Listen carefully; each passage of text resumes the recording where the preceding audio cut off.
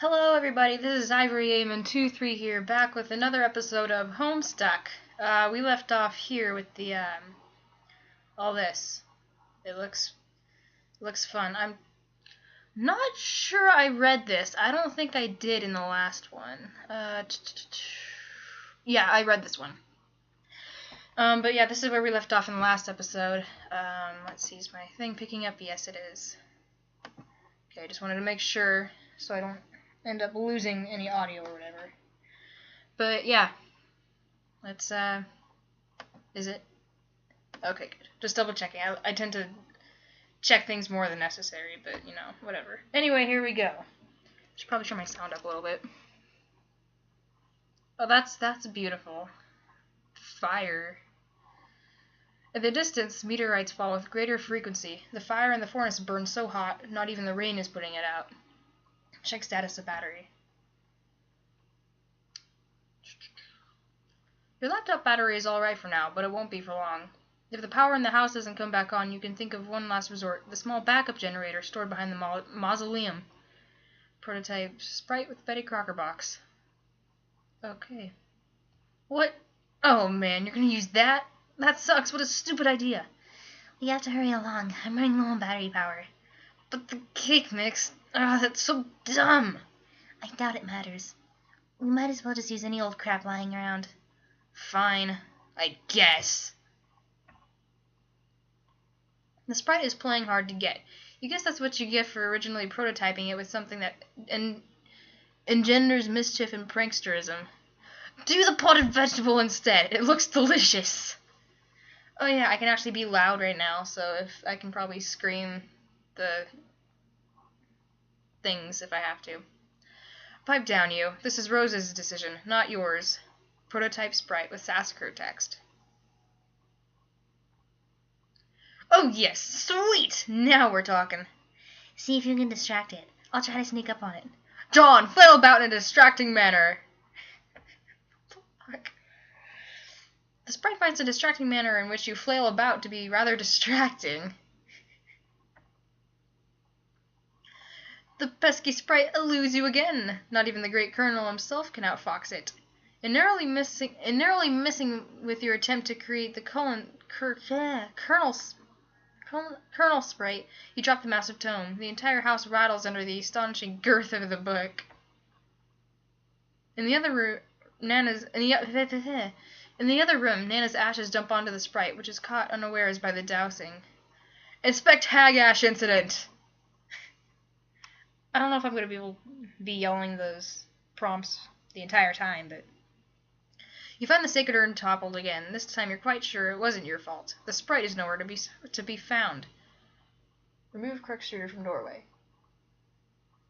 Is there a car out there? I swear to God I just heard a car out in the driveway.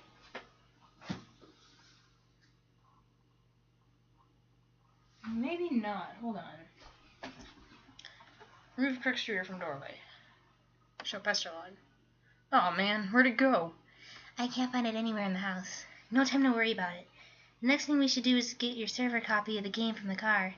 You need to connect to my client so I can repeat your steps and presumably join you, wherever you are. We should do this quickly before my house burns down. Wait. No, not wait. I can't read right now. What? There's a fire? There will be soon. Oh, jeez. So move this thing move this thing already. It looks like... no. I can't... I'm sorry, okay. You need to connect to my client, so I can repeat your steps and presumably join you, wherever you are. We should do this quickly before my house burns down. What, there's a fire? There will be soon. Ah, jeez. So move this thing already. It looks like it requires a lot of grist to move. I don't have enough to relocate the door either. How much do you have? 0. Oh. I thought about jumping to the car from the ledge earlier, but that sounds really dangerous. I have a better idea. Meet me upstairs. Do again, as purple words say. Oh, stop. I'm getting notifications. You were about to head upstairs, but you thought you heard something behind you. It was faint, but you could swear it was a small, light-hearted chuckle, along the lines of a spirited Hoo.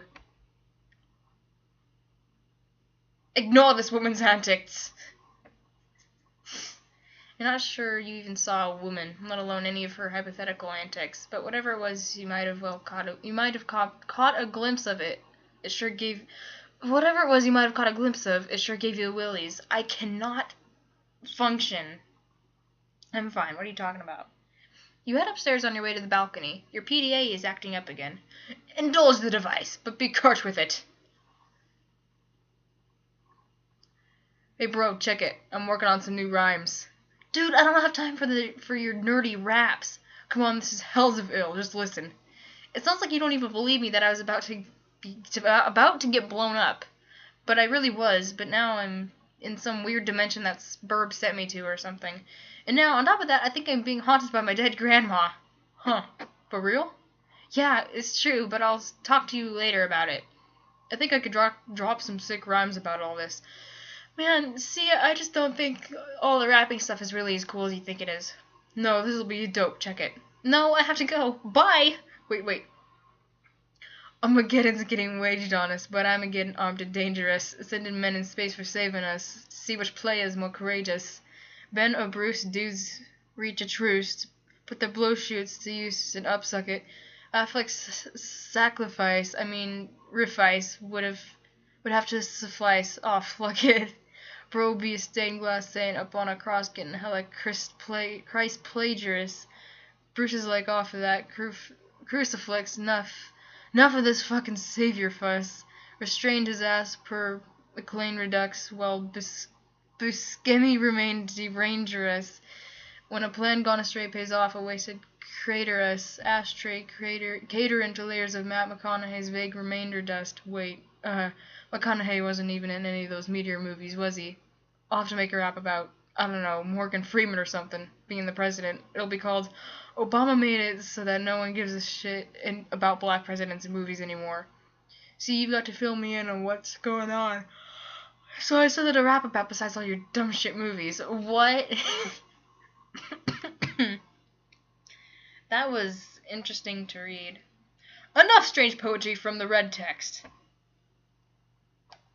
You head out to the balcony to find out what Rose has in mind. She's messaging you again. The purple text is less irrational than the red text. I'm lifting the car up to the balcony. Whoa, okay. Once it is up, retrieve the game. Then I'll put it back down on the driveway. But the door's locked. Then break a window. But it's my dad's car. Sad face. It's just a window, and this is sort of an emergency. Otherwise, I promise I'll handle the car with velvet gloves. Alright, pick up car.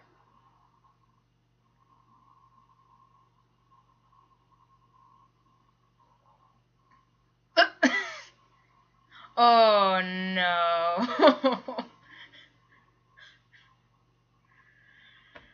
Well,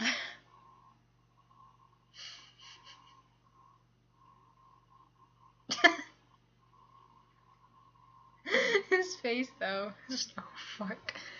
Ridiculous folly, inexcusable. You're inclined to agree, but hey, accidents happen. You double check your PDA to make sure.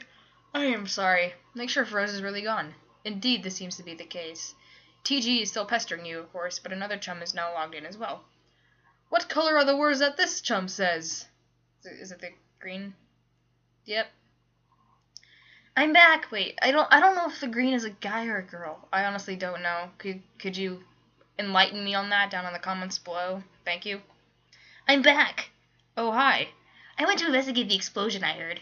Was it by any chance a meteor? Yes! How did you know? Oh man, it's kind of a long story. Anyway, are you okay? Did it blow up your yard or start a fire or anything? No, I am fine. It landed a pretty good ways from my house, and I went to look at it. And it's pretty big. But Beck doesn't want me to go near it, so I came home. He seems to think it's dangerous. Well, gosh, he's probably right. Anyway, what have you been up to, John? Oh, did you get my package yet? Oh, yeah, I was trying to get it, but Rose dropped my car into a weird, spooky, bottomless pit. The package was in the car, and I'm really sorry about that. Oh, no! Wow, okay, I guess I should start at the beginning. See, a meteor blew up my neighborhood. That's terrible, John. I'm so sorry. But I'm okay. And my house is too. Sort of. Like game I was telling you about, Spurb, which I was playing with Rose, sort of transported me somewhere at the last minute. But now I'm trapped here, and it's weird and dark, and I can't find my dad, and I just lost the car and my copy of the game in the pit, and I think I have to save the world from the apocalypse. Oh, well, it sounds really crazy and kind of scary, but it also sounds kind of exciting. I don't know, John, maybe this is just your destiny. If anyone can save the world, I think it is probably you. Wow, you think so? Yes! Well, okay, but it's not even that simple. I was about to connect to Rose to help transport her and save her from meteors and fire and stuff, but she lost battery power and I lost the game disc. So I think that I have to get TG to use his copy to save her, but that jackass won't shut up and stop rapping and stuff. Ha ha ha, he is so silly. Yeah, anyway, I should talk to him about it, so BRB. The green text was attractive. Now view the red text again. Good God, chill. When the film crew zooms where the president's at, I'm like, if that dude's black, I'll eat my hat. Turns out he is, so we're all, damn, director's got gumption. Like, we'll all flip our shit if he ain't shining shoes or something. Still, Freemancipation. If it's not Pres-election, it's God Ascension. And Bruce Almighty, whoops, different Bruce from the one I just mentioned. Arrgh! Can't explain to me why this ain't condescension to think I'll shit a brick. Not even he can convey this intention with his quick spin wit. Quick spin wit. Rather defray all this tension, sit on his lap while he whittles a splint.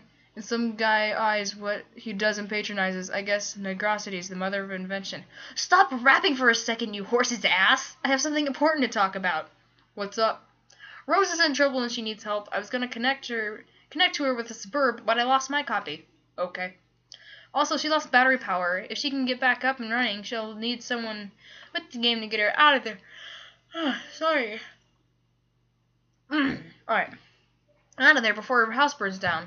So I think you should use your copy of the game to help her. My copy. That's gonna be tough. Why? I lost it. It's a stupid story and I'd rather not talk about it. Shit be embarrassing, yo. I thought you said you had two? Well, yeah. One is my brother's copy. Okay, we'll get his then. Alright, but he's not going to be happy about that. Whatever. Also, you might want to read Rose's walkthrough to get up to speed on this. Oh, man. What? Nothing really. Look, all I'm saying is the girl tends to lay it on kind of thick, you know? Rolls eyes. Oh my goodness, I am sorry. I don't know. I don't know if I'm going to be yawning this episode, but, you know. Your laptop is out of battery power. There's only one thing left to do. Time to make your way to that backup generator. Knit laptop cozy to shield your laptop from the rain. That would be such a waste of time. Besides, you already knitted one a while ago. You retrieve it from your knitting bag and apply it to your laptop. You capsulog the laptop plus cozy. It's a cute little cozy. Equip grimoire to Strife Specibus. That would be incredibly ill-advised. There are some dark forces you just don't want to mess around with. You understand this better than most. You put the book down. Recapitulog your items. You grab the knitting bag and the grimoire in that order. It's always a logistical puzzle with your tree modus. The tree auto-balances, leaving the knitting bag accessible in the Rick card. Allocate knitting needles to Strife Specibus. You feel a lot more comfortable with this as a weapon. You're so handy with those needles, you feel like you could probably use them to fillet a swordfish. Oh. You lose the Rick card in the process, severing the tree. Hey, careful with all that stuff. Knit plush cuddle Cthulhu to soothe nerves. That would also be a preposterous waste of time. Besides, you're quite sure you've never heard of this creature called Cthulhu before. There are, however, many other specimens of the zoologically dubious you're familiar with, such as... Consult the grimoire. Fluthulu, foul patrician of misery. To hear this mammoth belly gurgle... To hear his mammoth belly gurgle is to know the epoch of joy has come to an abrupt end. That is quite the thing there, ain't it? And Nrubiglith, the shame beast king of grotesquerie, rise lord of the moist beyondhood. Hearing his melodious chirps and tongue clicks causes one's bones to explode. Oh. And of course there's Oglugoth, the Deep One. Wherever he grinds his teeth, all the children of a random galaxy somewhere will frown continuously for a 9,000-year span. He is the first and smallest of the smaller gods, appointed in servitude of a vile, unfathomable pantheon of middling gods, which caters to the whims of the noble circle of horror-terrors and omniscient, omnipotent order of the elite few, forever cloaked in the darkness of the furthest ring. What? Jeez, that thing is really weird looking. And then there's this strange page containing some rather mysterious notes on summoning procedures. You've never been quite sure what these diagrams are getting at. Huh. Neat. Take items and proceed downstairs. You recapitulog everything the way... Oh my god, fuck. Fucking hell, it's gonna be another yawning. Fucking yawning thing. Okay. You recapitulog everything the way you want it to appear in the tree and head downstairs. You figure that's enough dilly-dallying. Time to get a move on. What the fuck? I've managed to fight that one off, but... I keep forgetting how to, like... I wonder if this rain will ever let up. It's driven since the month began, perhaps long enough to forget its purpose. It no longer even knows to assuage fire. Somewhere a zealous god threads these strings between the clouds and the earth, preparing for a symphony it appears impossible to play. And so it threads on and on, delaying the rays of the conductor's baton. How you hate this season. April is the coolest month, breeding lilacs out of the dead land, mixing memory and desire, stirring dull roots with spring rain. American sports legend, Charles Barkley. Confront mother in hall. Surely your mother is lurking nearby. You should be prepared for an... Fucking hell! For an unpleasant confront... Oh, psych! Ooh. What? Alright, let's see. There's this really cool dude, okay? He's standing around being all chill, like cool dudes are known to do sometimes. A cool dude like this probably has a real cool name, but he probably won't just tell you what it was if you asked. He'd be way too busy for that, busy being totally sweet. But you could always... Son of a bitch! You could always try to guess his name. And if you were right, he might nod ever so slightly. That's a cool dude's way of letting you know there might just be hope for you yet. Enter name. Insufferable prick. Insufferable prick.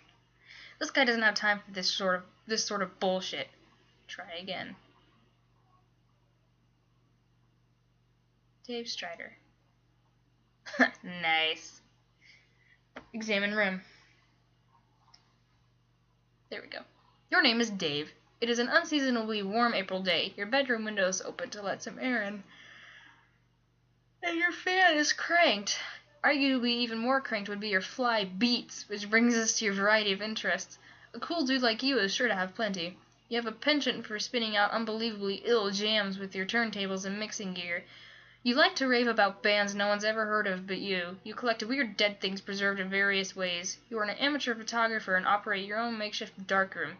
You maintain a number of ironically humorous blogs, websites, and social networking profiles. And if the inspiration strikes, you won't hesitate to drop some fat rhymes on a mofo and represent. What will you do? First I'm going to check my time here. Alright, nice. Retrieve arms from cinder blocks. Nah. Get the damn beta and save your friend's life. This notion strikes you as nonsensical. You can't imagine how a video game could save someone's life, and in any case, you're quite sure no one you know is in danger. Oh my god. I think I'm yawning so much because I didn't sleep well. I don't know. I think I'm just tired. Fucking dogs.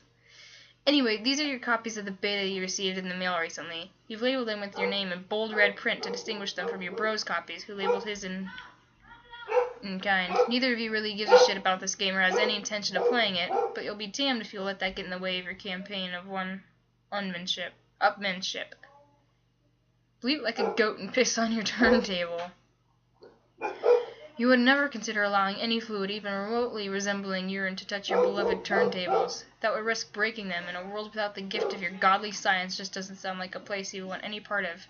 While you're at it, you might as well wipe out human civilization with a meteor or something ridiculous like that, which will probably never happen. That sort of thing only happens in stupid idiot movies for stupid idiots. You will, however, contemplate bleeding like a goat for ironically humorous purposes at a later date. Examine closet. This is your closet. This is where you keep a lot of your crap, like that box and that bottle of... What is that? Is that? Check the blue box.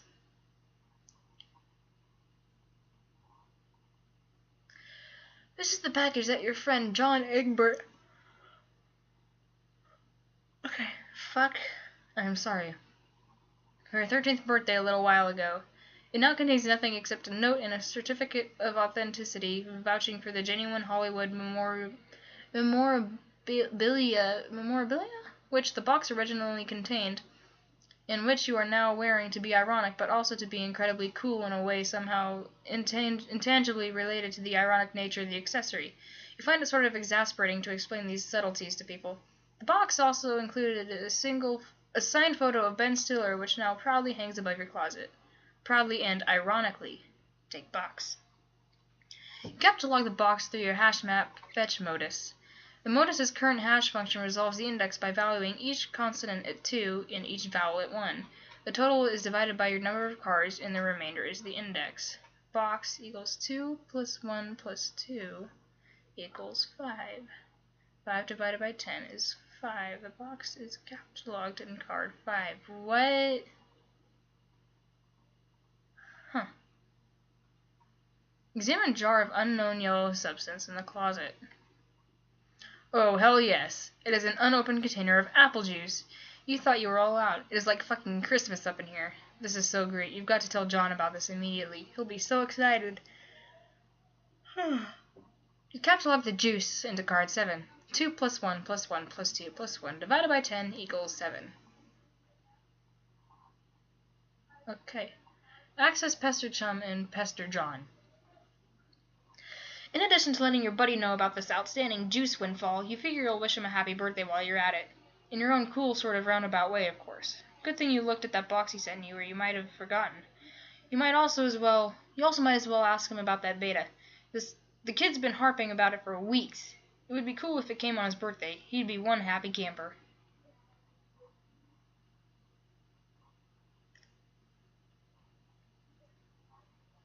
Show Pester log. Hey, so what sort of insane loot did you rake in today? I got a little Monsters poster. It's so awesome. I'm gonna watch it again today. The apple juice scene was so funny. Oh hell, that is such a coincidence. I just found... Oh my god. Oh, shit. Friggin' okay. Wake up. Oh hell, that is such a coincidence. I just found an unopened container of apple juice in my closet. It's like fucking Christmas up in here. Okay, that's fine, but I just have one question and then a word of caution. Have you ever seen a movie called Little Monsters starring Howie Mandel and Fred Savage? But the seal on the bottle is unbroken. Are you suggesting someone put piss in my apple juice at the factory? All I'm saying is, don't you think Monster Howie Mandel has the power to do something as simple as reseal a bottle? Try using your brain, numbnuts. Why did the fat kid or whoever drank it know what piss tasted like? I mean, his reaction was nigh instantaneous. It was the 15th day in a row Howie Mandel peed in his juice. Okay, I can accept that. Monster B-list celebrity douchebags are cunning and persistent pranksters. Also, Fred Savage has a really punchable face. But who cares about this? Let's stop talking about it. Did you get the beta yet? No. Did you? Man, I got 2 copies already, but I don't care. I'm not gonna play it or anything. The game sounds boring.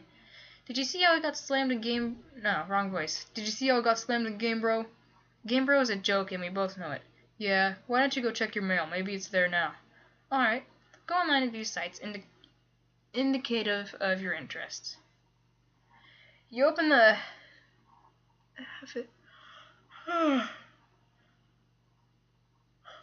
Open the Hephaestus? I don't fucking know. The web browser and direct it to your ironically maintained blog where you post monthly satirical reviews of Game Bro magazine. Your latest post is a review of the March issue. What the fuck? Oh boy. I just got a message saying I'm almost out of data. Isn't that fucking fine and dandy? I have 10% remaining with 0 days. Okay. I'm gonna assume that's bad. Anyway, you've been meaning to write a review for the latest issue too, but you've been sort of dogging it. Something about the game they're reviewing just doesn't strike you as ripe for satirical purposes. In a new tab, you open another one of your sites, a webcomic ironically maintained through a satirical cipher vaguely similar to that of your blog. It's called Sweet Bro and Hella Jeff. Let's check this out. Oh my goodness. It's like, oh my goodness. I can't wait to be a useless piece of shit all day and play these games. Fuck, I'm falling down all these stairs. I warned you about stairs, bro. I told you, dog. It keeps happening. I told you, man. I told you about stairs. Oh yeah, bitches. Stomp. It's a webcomic. As by Project Wonderful. Your ad right here, right now. Let's make me some money. I hope the ad is for some pornography. I am not gonna go through all that. Sorry. I'm just gonna go on with the thing. Check the latest page. You figure as long as you're chilling at your computer, you might as well see how the new MSPA story is going. You haven't looked at it in a while. Midnight Crew. You are members of a sinister gang called the Midnight Crew. Your nefarious plots are serpentine in complexity. Your schemes convoluted. You are planning a heist in your underground hideout. What will you do? Use Occam's razor on plans and schemes. Spade Slick uses Occam's razor to carve a circular hole into the heist plans, freeing it from the knife. You wonder what moron would jam the knife so hard into the table in the first place. Climb ladder and exit hideout. Implement nefarious plots.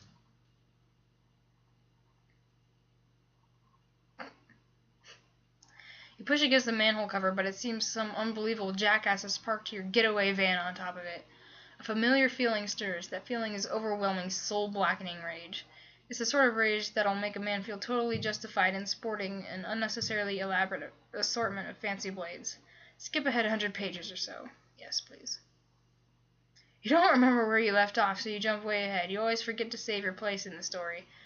It looks like tempers have become short in this pressure cooker already. You speculate that the tripping point may have been an ill-advised motion for a game of 52 pickup. Save your place, read it later. Even though the adventure began recently, it's already over 3,000 pages long. You just don't have the time for this bullshit. You'll catch up later. Besides, it looks like someone's pestering you. You're pretty sure you know who it is. Answer Chum. Sometime at 7 minutes. Alright. In some cultures, the persistent refusal of a lady's invitation to play a game with her would be a sign wanton disrespect. Either that, or flagrant homosexuality. What? Oh, no. Look, I'm busy, okay? I've got a lot of shit on my plate. I am sort of a big deal, okay? I know. Sometimes I wonder how you were ever allowed to pay for meals in restaurants. It must be hard to keep a low profile when you're always overhearing odd voices whisper, "It's that guy who has a blog." Seriously. Dudes be worshipping me left and right. I can't hardly walk down the street without stepping over torsos of the prostrate. The prostrate? What? Navigating the urban landscape, I'm sure, is difficult enough without an obstacle course of deferential flesh and skyward asses. Perhaps adapting the art of parkour to your unique environment would help? Yeah, I mean, damn. There's like this scruffy little shit at my feet, an orphan or something, I don't know. Face flush on the pavement. I'm like, dude, you listening for a stampede of buffalo or something? He braves a look at me, then gives my shoe a little kiss and scurries the fuck off. Heavy is the crown. Yeah, not kicking Oliver Twist in the fucking face every day is my gift to the world, I guess. Breathtaking magnanimity. Magnanimity. Sorry. Among other things. I just give and fucking give. Indeed. Nary a jewel tumbles from your wish box of daily exploits, which I imagine does not sparkle. Oh, for fuck's sake, you're just lobbying for me to play that dumb game. Baseless I can't fucking English! Baseless accusation. Look, I am telling you, Egbert is all about that game. He will play it with you and probably be tickled retarded about it. I know this very well. I cannot hasten his mail's delivery, however. Yeah, I'll ask him some more about it.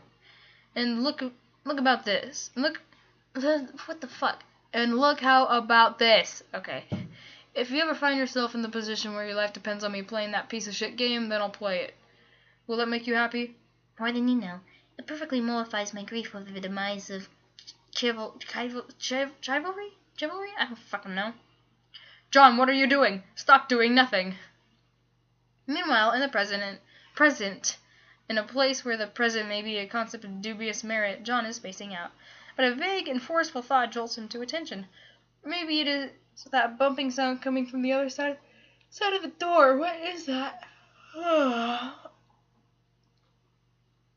man, I stretched and it felt amazing. I need to do that more. Alright, I think unpleasant fluid pools from beneath the door. Troubling. Investigate this. There's a trail of this fluid in the hall leading to your room. Dave, play some hauntingly sick beats. Oh lord. Yes. You've had enough of the computer for a while. You feel like you've been messing around on it all week. It's time to get your jam on. You pull up your trusty AKAI MPC 1000 sampler and prepare to get sick nasty. What? Left non-value for current sample. Ooh, this looks nice.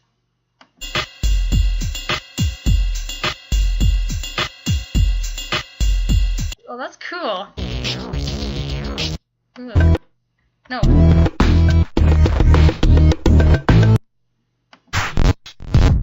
Dude, this is neat.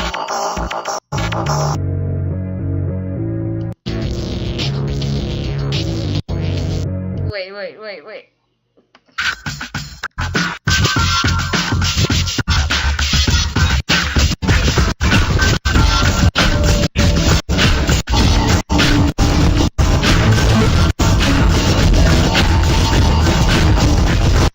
That was screwing up my speakers. Good God. That was like horrendous. Those beets were so fresh they belong in the produce aisle. Is that what you're talking about? Is what you're talking about. Soccer moms be thumping that shit for ripeness like melons. You know what I'm saying? After beets that fresh, it would be a crime not to reward yourself with a celebratory swig. 2 plus 2 plus 1 plus 2 equals... Divided by 10 equals 7. Next, come on. What the fuck? You can't do it. John's got you all twisted up inside now. All you can think about is Mandel's gross monster piss. Damn you, Egbert.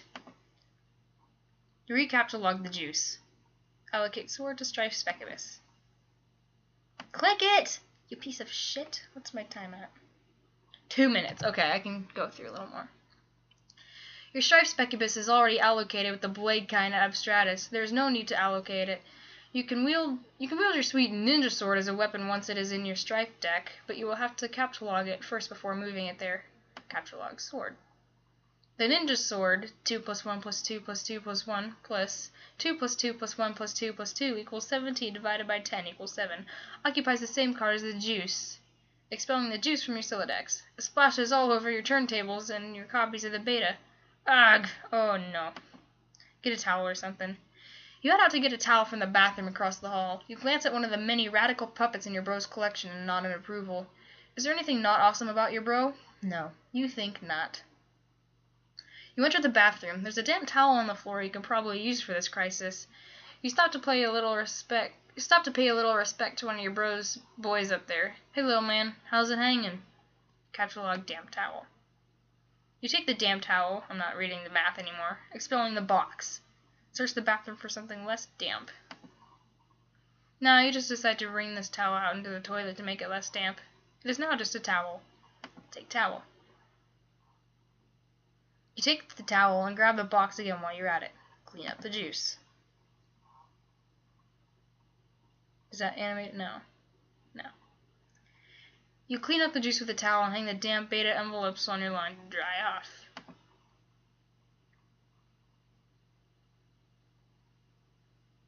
In the breeze of the fan, the betas jostle near the open window. This arrangement is a little disconcerting. If they fell out, it would be a stupid way to lose. It sure would be a stupid way to lose them. Turn off the fan.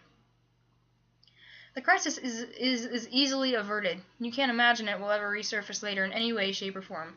That beta is as good as yours, forever. You should probably go pester egg... That's the timer. Okay.